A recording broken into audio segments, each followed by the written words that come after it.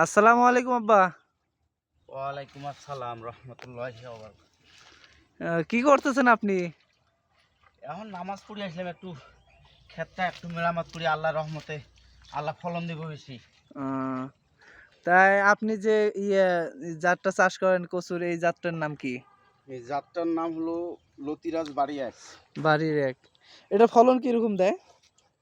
এটা সর্বোচ্চ ফলন। আমি 4 বছর থেকে এই জাতটা করতেছি, ওই অন্য কোনো জাতের উপরে আগ্রহী নাই। আমার এটা ফলন ভালো, এই কারণে আমি 4 বছর থেকে করতেছি।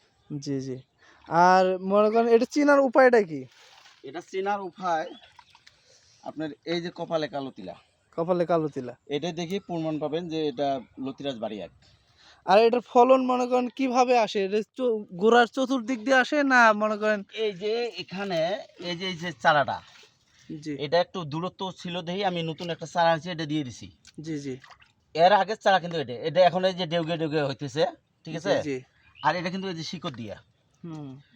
এটার বয়স যখন 2 মাস হয়ে যাবো গা, জি। তখন এই যে ডেউগে ডেউগে